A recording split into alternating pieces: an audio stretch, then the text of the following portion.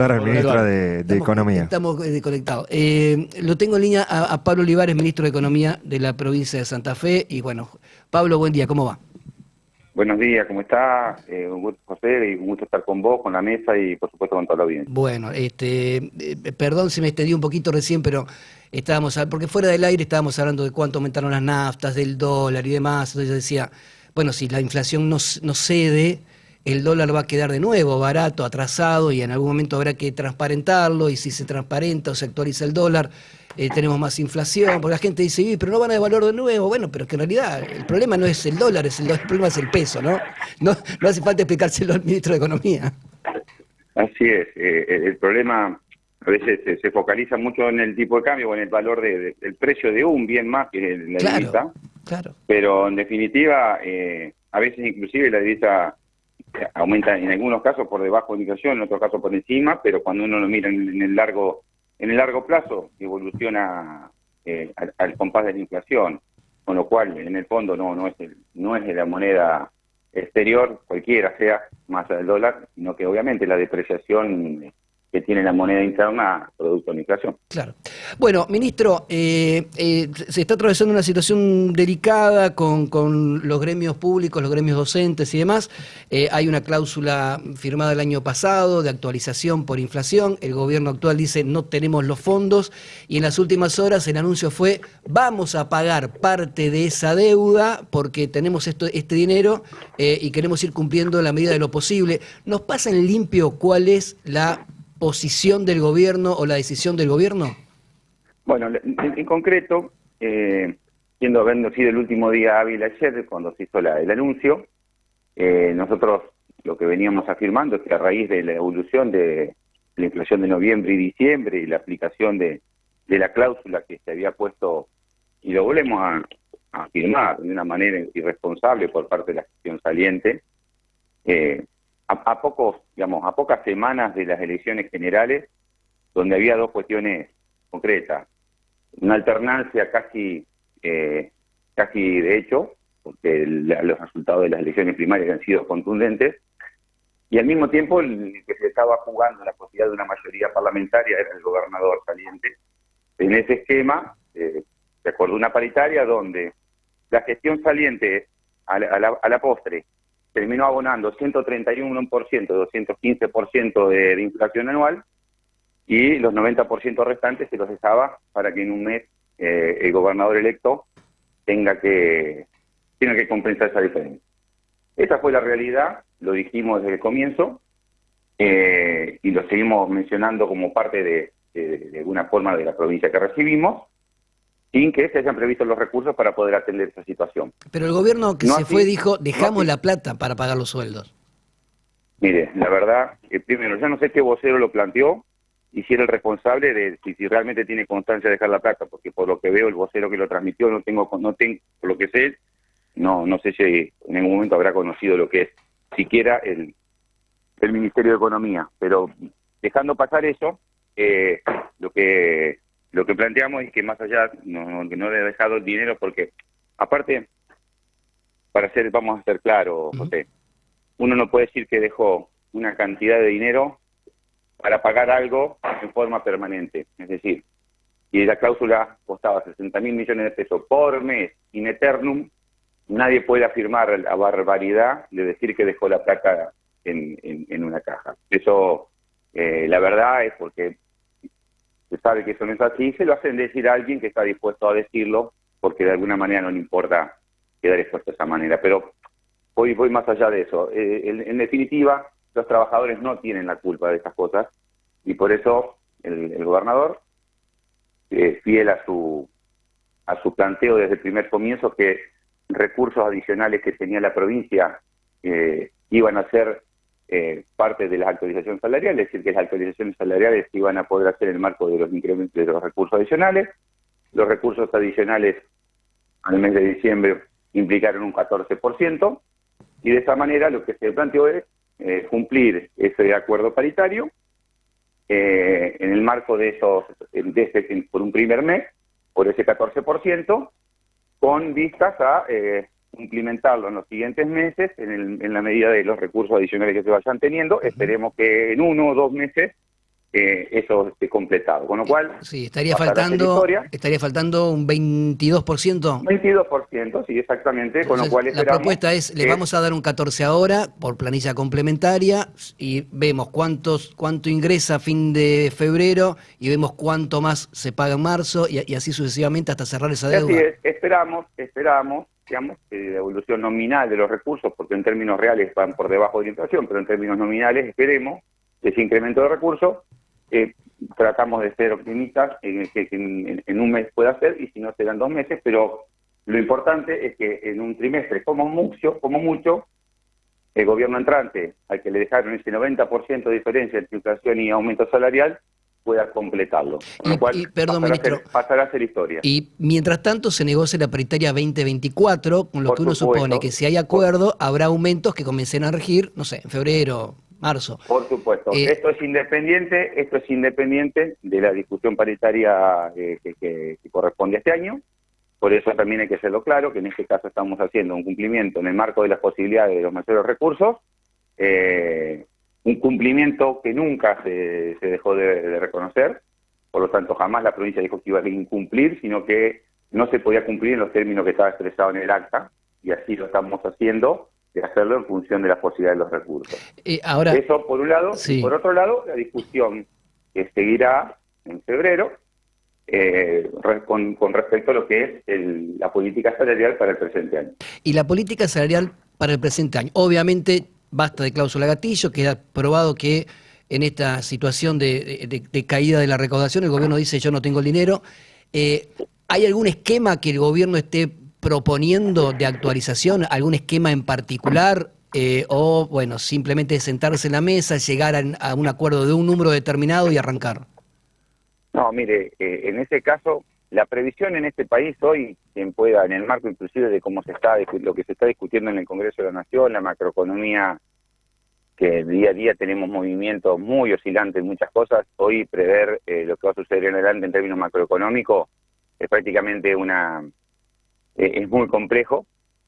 No obstante, el gobierno continúa con el compromiso de actualizar salarialmente. Esto ya diferencia mucho porque estamos hablando de un gobierno nacional que habla de congelar nominalmente el salario. La provincia está en otra tendencia totalmente distinta de actualización de los salarios, con la anticipación de que las posibilidades de los recursos van a ser una variable más de la discusión, pero tenemos todavía un camino como febrero por hacerlo, y el compromiso de proponer actualizar los salarios. Después, seguramente, tendremos que sentarnos a ver cuáles son esas posibilidades, las pretensiones, las perspectivas de plazo en cuáles hacer los acuerdos salariales, porque también esta coyuntura tan incierta es incierto para el gobierno, pero también incierto para los trabajadores, porque nadie puede saber cuál va a ser la evolución de la inflación en 1, 2 o 3 meses. Deseamos que sea una desaceleración, pero tampoco nadie quiere dar garantías de eso. Así que bueno, es parte del diálogo que se quiere dar en paritaria y ser respetuoso también de ese diálogo en paritaria. Entonces también no queremos tampoco discutirlo, las cuestiones que primero queremos discutir con los gremios en esa mesa, y luego obviamente plantearlos en lo público, ¿no? Los gremios o algunos de los gremios ya plantearon, estoy pensando en ANSAFE, por ejemplo, ya dijeron hoy vamos a hacer un planteo, vamos a hacer un reclamo. No estamos de acuerdo con la decisión del gobierno porque no se está cumpliendo con lo que se firmó. Si esta situación trabase la paritaria 2024 de alguna manera, ¿cómo se sale de esta encerrona? No, entiendo que no tiene por qué trabarla, porque el compromiso del gobierno es completar ese cumplimiento, lo cual entendemos que no debería trabarlo, y si se traba es porque verdaderamente hay una voluntad de la otra parte de trabarlo, independientemente de que se cumpla, es decir, que ya obedecería a otras razones, y no a las razones estrictamente de la política salarial.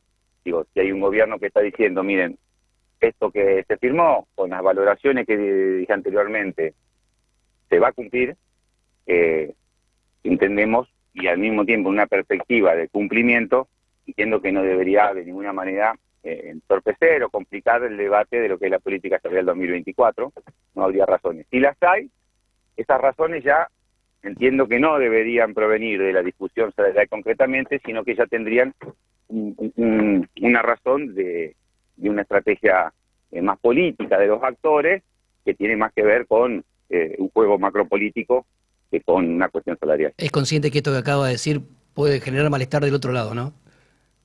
No, a ver, lo que estoy planteando es que el gobierno ha dispuesto el cumplimiento de la paritaria 2023, un cumplimiento primero, un anticipo de cumplimiento en enero, ha reconocido esa alta paritaria, con lo cual, y al mismo tiempo ha anticipado que en breves tiempos va a estar completando ese cumplimiento y simplemente abocándonos a una discusión de tipo 2024 en aras de abordar la recomposición de los salarios en el año 2024.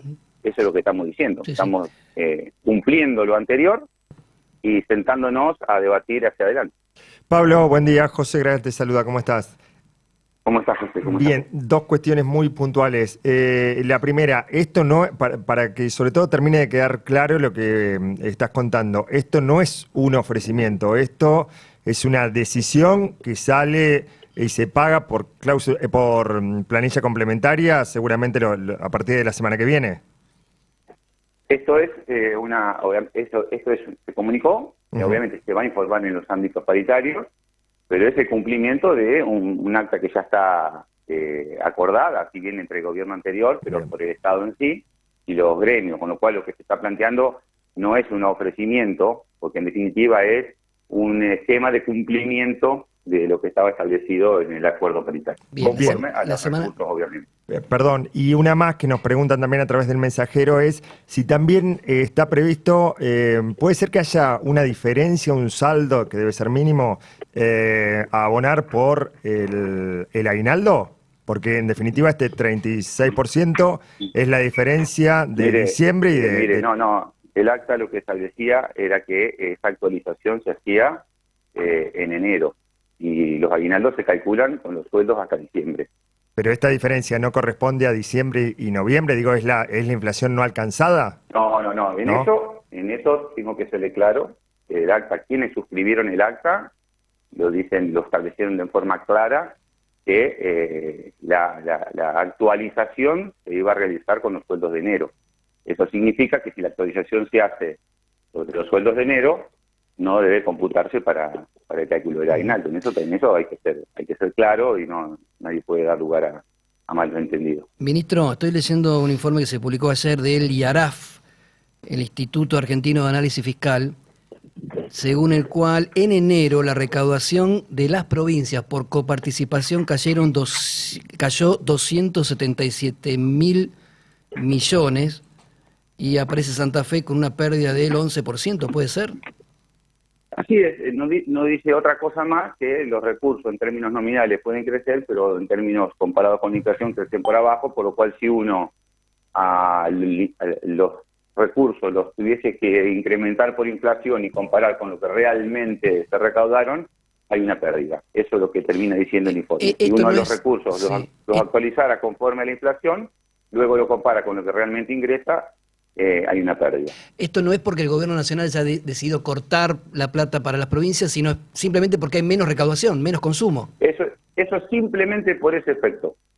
Cuando pueda llegar a darse lo que anticipó el gobierno nacional de la disminución de las transferencias no automáticas, será otro impacto más que también lo venimos planteando, inclusive en los ámbitos paritarios, como parte del contexto en el que estamos hoy debatiendo todas estas cosas. Yo sé que esta pregunta no tiene respuesta, pero la voy a hacer igual. ¿Cómo puede ser que una provincia que aporta 1 billón más de lo que recibe de la nación termine bancándose, que desde Buenos Aires le digan, ¿sabes qué? Te voy a cortar los recursos. Y esos recursos salen de la provincia, son nuestros. Bueno, exactamente, con lo cual es parte del federalismo que a lo largo de todo este tiempo hemos ido teniendo. En gran parte del sistema político nacional, Santa Fe siempre ha tenido una discusión, inclusive las diferencias las ha resuelto inclusive en la Corte Suprema, en ese caso favorable, pero con la espera y la postergación política que significó por haber acudido a esa situación. Todos sabemos el costo que significó para Santa Fe a lo largo de todo el trance que que implicó el reclamo por coparticipación durante años, el trato nacional, pero es parte de un proceso de construcción donde los gobiernos nacionales han ido permanentemente usando de distintos mecanismos para llevar, en vez de un federalismo colaborativo, a un federalismo coercitivo. Bueno, esto es lo que te dice de forma claramente lógica, que por cada 100 pesos que aportamos recibimos menos de 60, bueno, es parte de la circunstancia, y fíjese, estamos discutiendo estas cuestiones entre santafesinos, en el fondo, gobierno con gremios, por la recomposición salarial de los trabajadores, y mientras tanto es una provincia que está poniendo cada 100 y están volviendo y se están quedando 40 afuera. Bueno, esa es parte de la realidad, y que creemos que el debate también hay que focalizarlo hacia así. Todos juntos, todos los santafesinos, y plantear cómo lo ha liderado en esta nueva etapa nuestro gobernador, donde lo ha dicho desde el primer momento, de que cada cuestión que afecte los intereses de la provincia lo va a tener a él planteándolo, sea a quien sea. Ministro, gracias por atendernos. Muchísimas gracias a ustedes. Le estamos hablando, hablamos con Pablo Olivares, entonces ministro de